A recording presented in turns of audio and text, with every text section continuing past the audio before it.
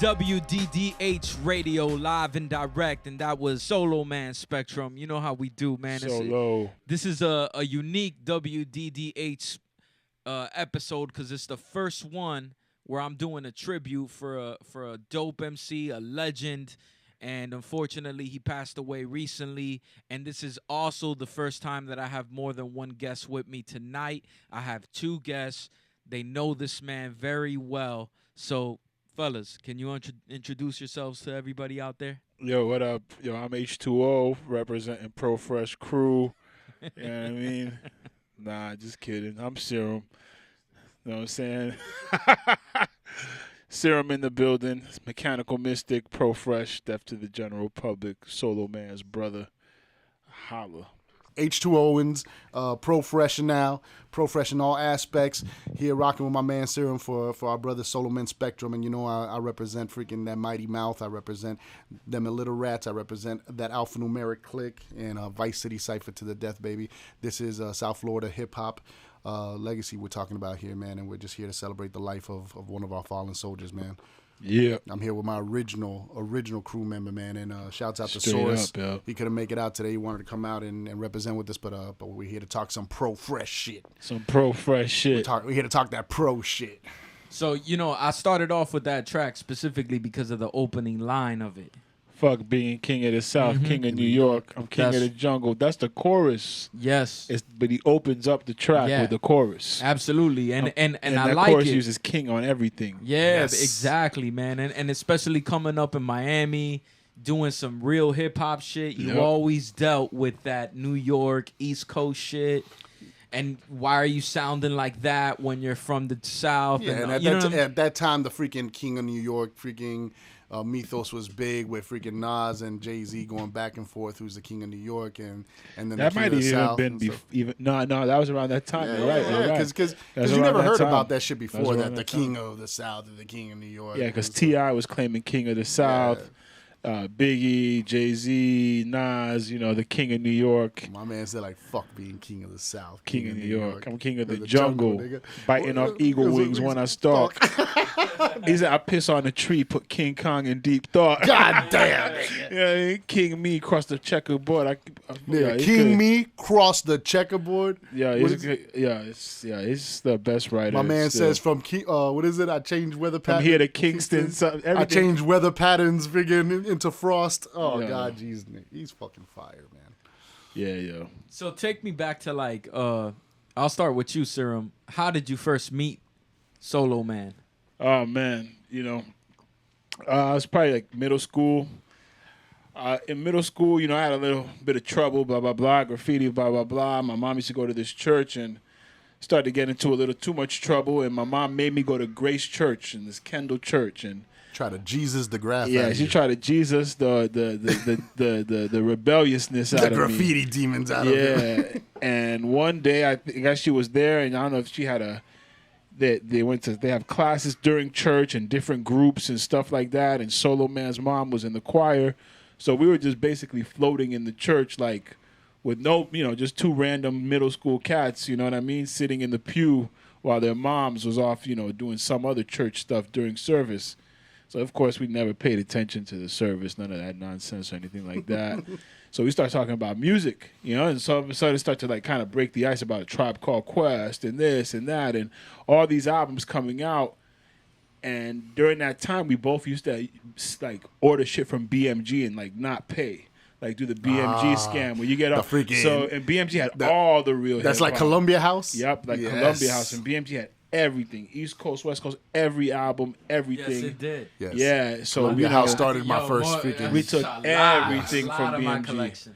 So you know, and you know, at the time, you know, in Miami, I guess you would say, you know, to find somebody like that could really break down hip hop with you, it's like, oh shit, wow, there's not too many people. I remember at that age of middle school, the question was, before that, the question was, are you a rocker or are you a rapper? Yeah. Are you into rap or are you into rock? And if you were a poser, no. I don't know how I feel about you. Yeah, I don't know how I feel about you. Right? But then it evolved into you into hip hop. Okay, who you listen to? What kind of hip hop? What kind of what kind of hip hop? And if you said Tribe Called Quest to me, I'd be like, all right, okay, what's up? Which what we were saying like off the air.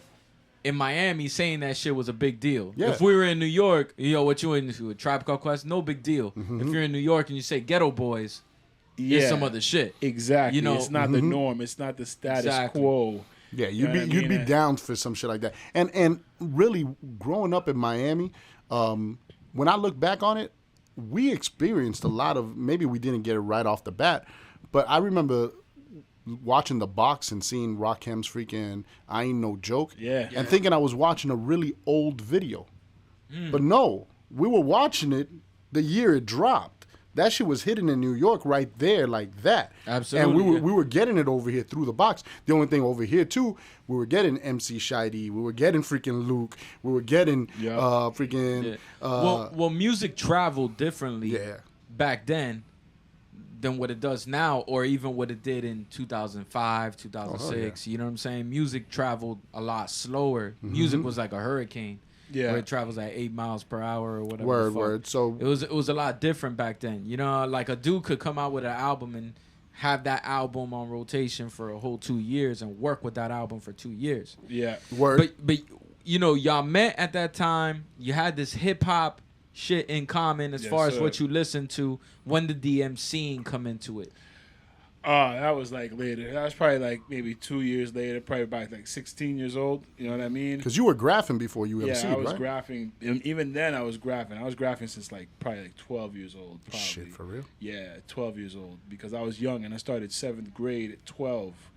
And I started graphing in the beginning of 7th grade. I remember all the graphers were at a table and they're like, "Oh, what's your tag? What's your tag?" And one of my boys happened to graph and I didn't know. And then I didn't have a tag, so I felt like it was an obligation. And then after that, it was it woke me up into an animal. I need a fucking. I need a tag, yo. I need to be official. I need to have a tag too, and blah blah blah. So whatever. That's when I met Solo. Started rhyming around 16. Freestyling.